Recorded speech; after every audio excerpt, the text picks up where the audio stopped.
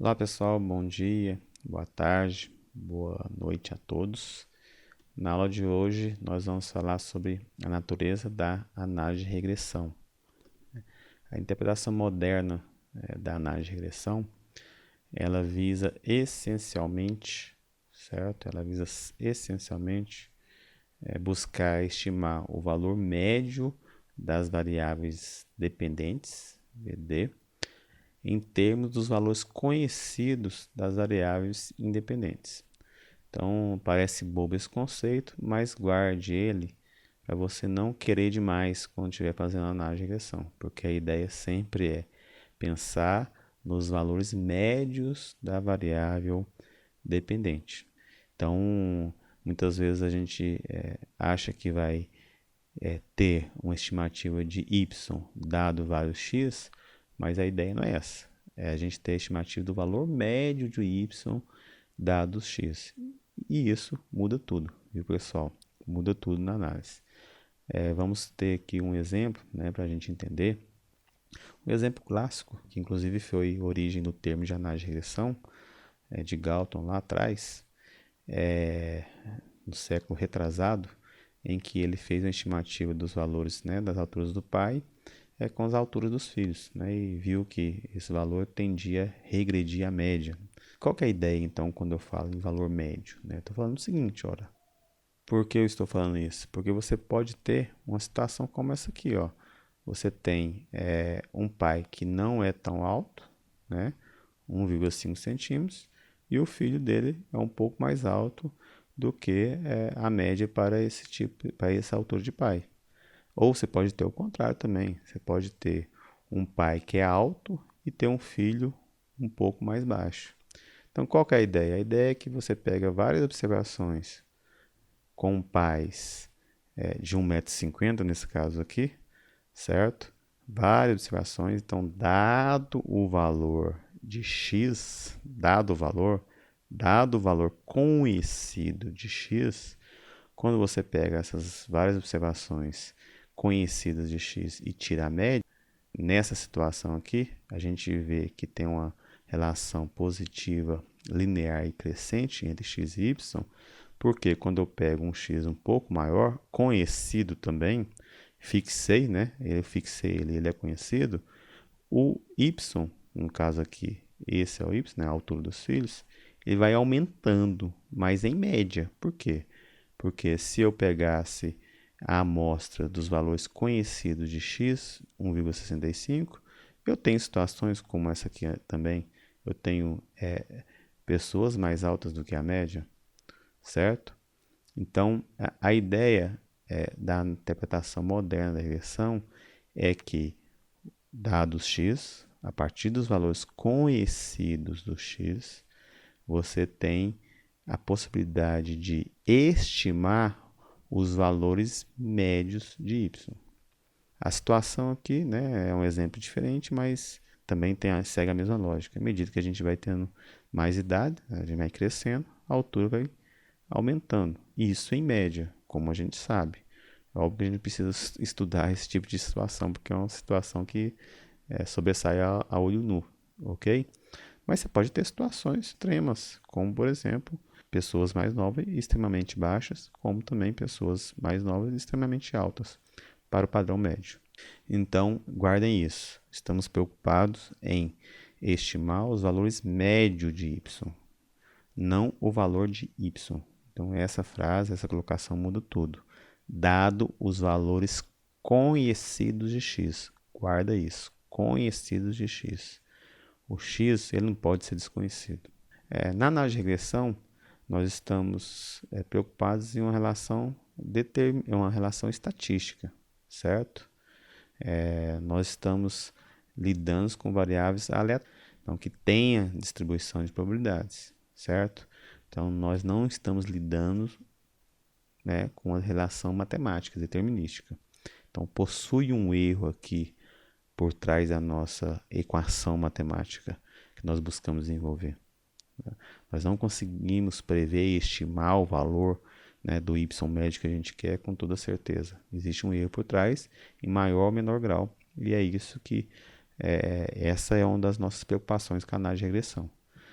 Também estamos inferindo mais associações, correlações, até você chegar ao ponto de falar que existe uma relação de causa e efeito, vai muito além da análise de regressão.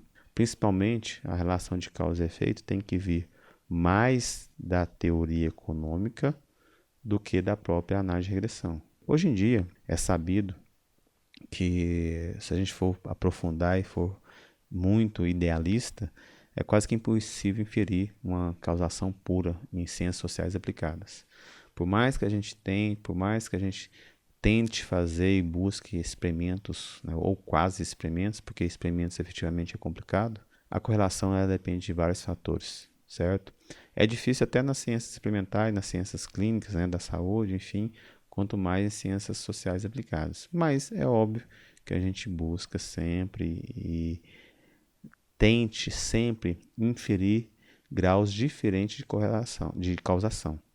Então pense o seguinte, gente, a causação, a causalidade, ela não é uma variável binária, do tipo sim, não, existe, não existe. Ela vem em diversos níveis, graus. Então, à medida que você vai delineando o seu experimento, deixando ele mais rigoroso, certo? A sua teoria fica mais forte, as evidências anteriores ficam mais fortes, assim vai, você vai formando uma causação mais forte, num nível mais forte.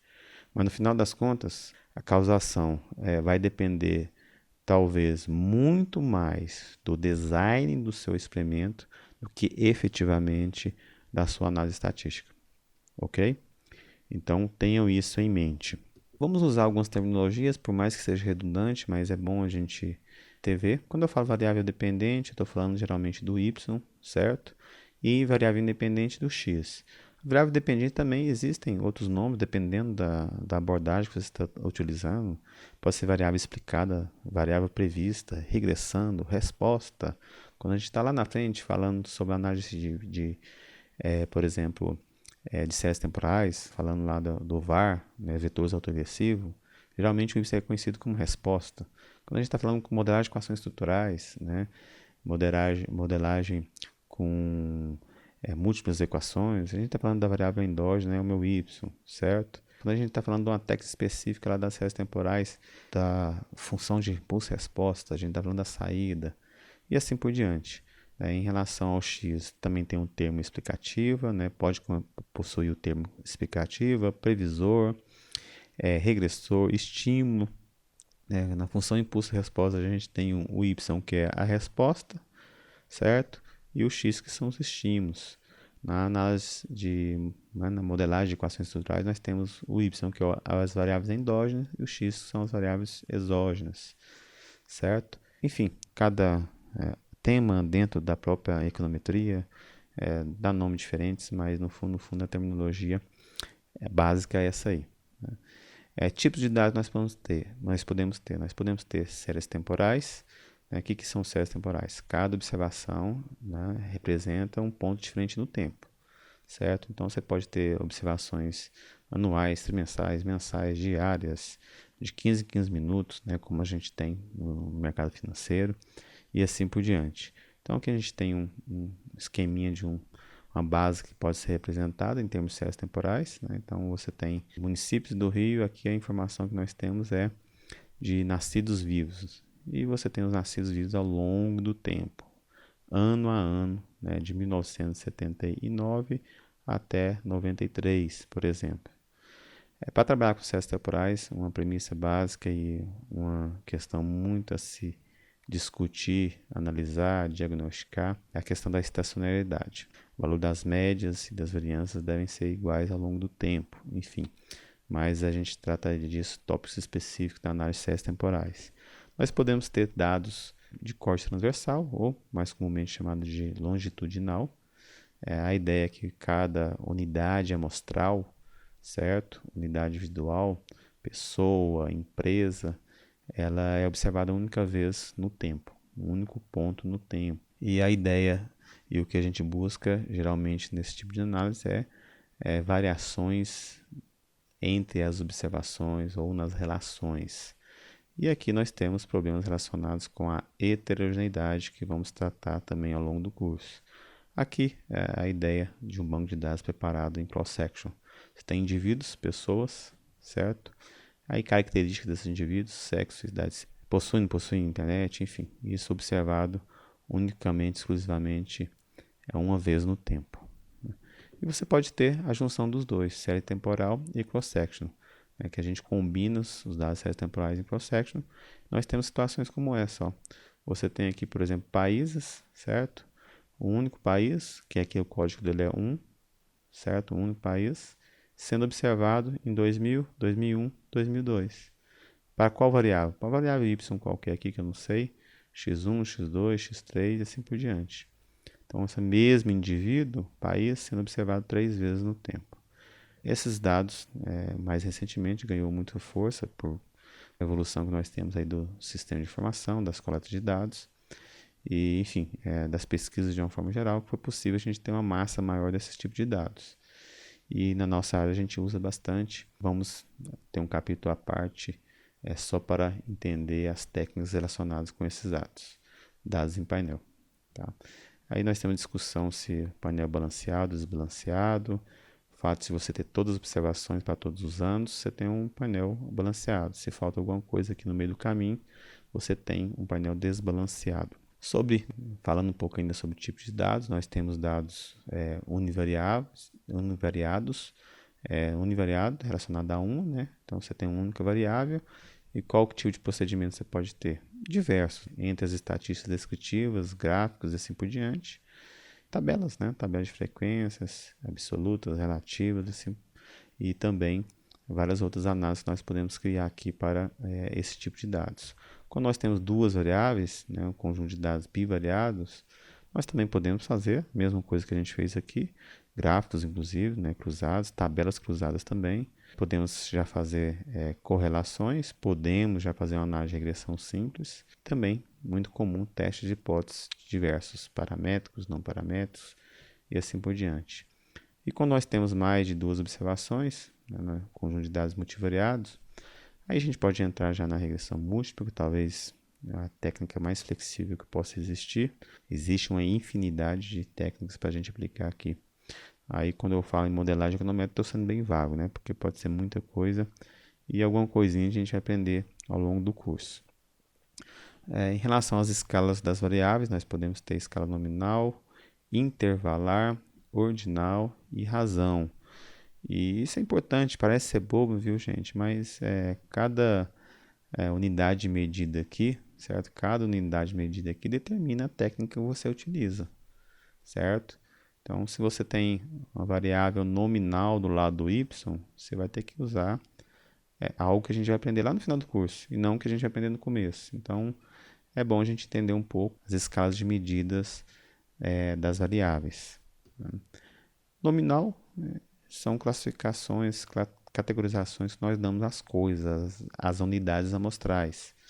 O fato de ter um código lá, como a gente viu anteriormente, né, no país 1111222, aqui não tem sentido nenhum, é apenas um código, certo? Porque aqui a gente está identificando o indivíduo a partir de um atributo qualquer. CPF é um conjunto de números, mas não indica nada aqueles números. Então não deixa de ser uma variável nominal. RG, da mesma forma.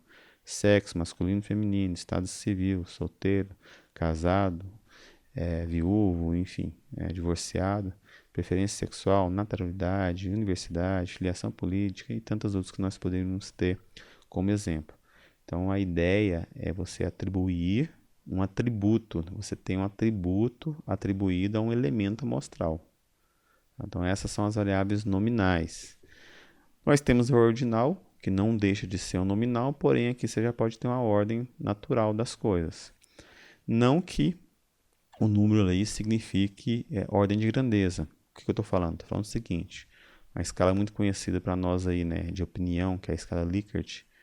Você fala para pessoas, pede opinião a uma pessoa se ela concorda ou não concorda em determinado assunto. Você tem uma escala de 1 a 5. O fato da pessoa responder 4 não indica que ela possui 2 vezes mais grau de concordância do que a pessoa que respondeu 2, por exemplo. Então existe uma ordem natural, mas você não pode operar ali matematicamente em termos de dimensão, magnitude com os números, certo?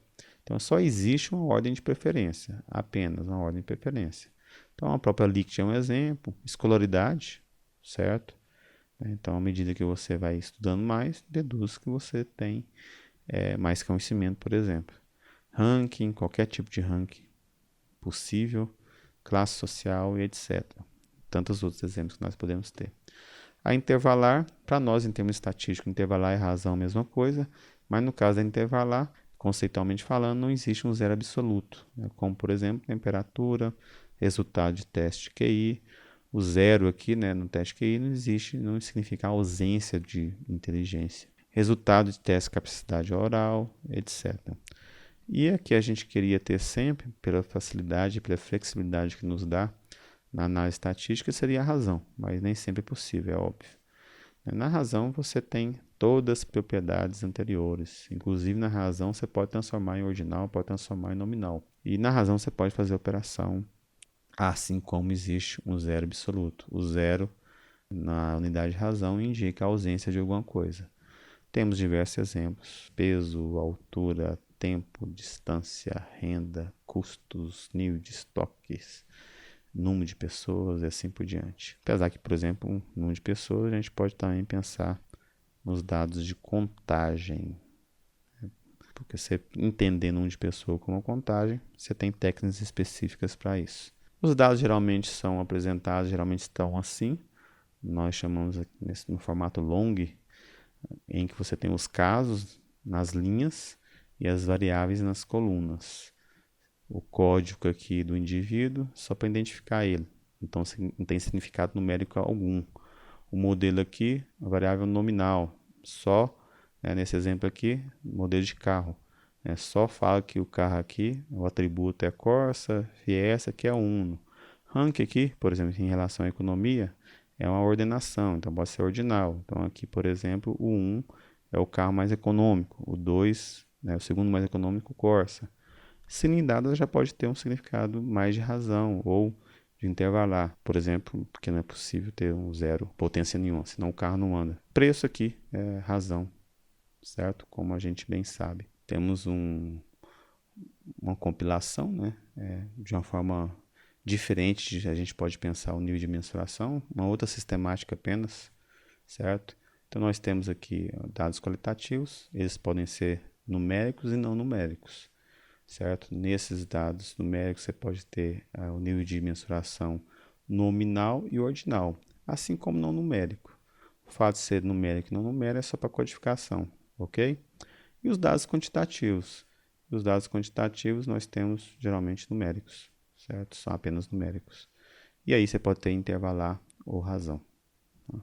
Uma outra forma de sistematização, e aqui seria também um outro resumo que poderíamos pensar entre variáveis qualitativas e quantitativas. Então, um atributo qualquer é uma variável qualitativa. Exemplos: você formou em economia, a sua graduação foi em economia, é uma variável categórica, nominal.